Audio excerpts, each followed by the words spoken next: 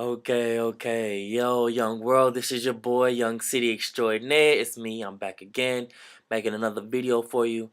It's been a minute since I made the last video, and every time I say I'm gonna do better making videos, making them more frequently and everything, but yo, it's busy.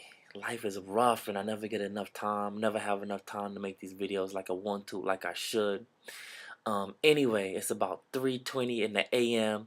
My behind should have been in bed a long time ago, but it just never works out that way. Um, in any case, I was on my blog earlier today, and I came up with a brilliant, if I dare say, a brilliant idea for a blog post, and I made it earlier. And if you don't know my blog, I really would love for you to check it out. I'm gonna try to put it right across the bottom there like so. It's called City Under Red Sun. CityUnderRedSun.com. I'm gonna put that at the bottom so you can peep that out and try to put a link in so you can go right to it and check it out.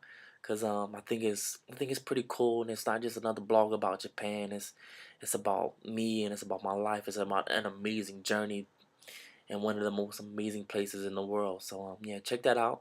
In any case, the blog post. The blog post is about why I call Tokyo. That's where I'm at. I'm in Tokyo. Why I call Tokyo the city in the red sun, and why I call my blog the city in the red sun. Um, it's an illusion, really. It's an illusion to Superman. Superman's name is Kal-El. He's from the planet Krypton.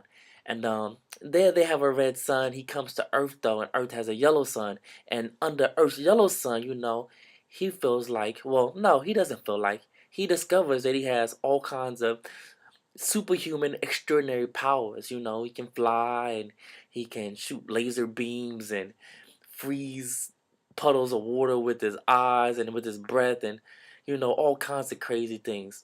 That's Superman. Um, being here, actually being a foreigner anywhere, but particularly being a foreigner here, I feel like I have special powers. Um, I feel like all foreigners have special powers here in Japan. One thing, Japan has a red sun, so it sort of works out that way with the whole Superman myth, sort of in reverse. Um, come from a place where the yellow sun come to the land with the red sun, and suddenly I have powers. Some of the powers that I have, I can swim across the ocean, I can fly even across the ocean. um in my blog I mentioned how I can eat native Japanese food and not die instantly. It's always a shock, like, oh my god, you can eat Japanese food? Yeah, I can eat Japanese food. If it's not pork or shellfish, or if it doesn't stink, I'll eat it. Yeah, I can use chopsticks. It's always like, oh, sugoi ne. Yeah. I use chopsticks. Something like this. Um, it's kind of infuriating, but on one hand, but on the other hand, it's really interesting. I mean, just the kind of supernatural powers you suddenly discover that you have, that you know things that are ordinary to you, like being able to speak more than one language. I know maybe a lot of y'all out there only speak one language, but yo, if you do, yo, go read a book. You illiterate mother. Yo, it's time out for only speaking one language. So yeah, I speak more than one language. I travel. It's always crazy. I mean, I can travel.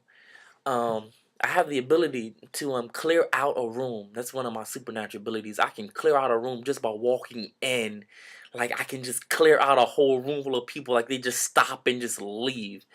It's like I have gravity, like or anti-gravity. I can repulse people away. The same token, yeah, got superpowers. I can swim. I can clear out a room. Yo, I can even turn straight, like real for real, straight Japanese boys a little bi-curious. They all a little bit like, yeah, something like that. Something like that. I don't know. I don't even know how that looks in the camera, but something like that. Yeah. So those are my superpowers.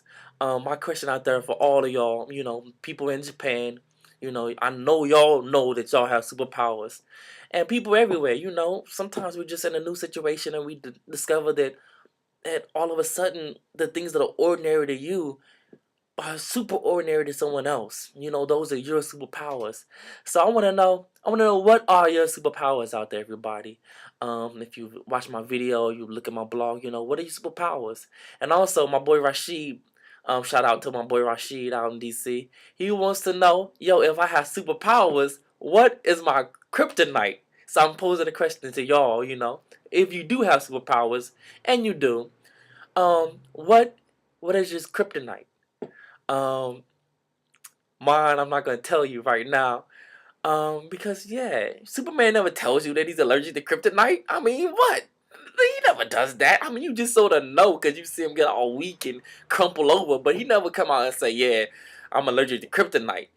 And he only tell it to like Lois Lane if he does tell somebody. He only tell it his boob.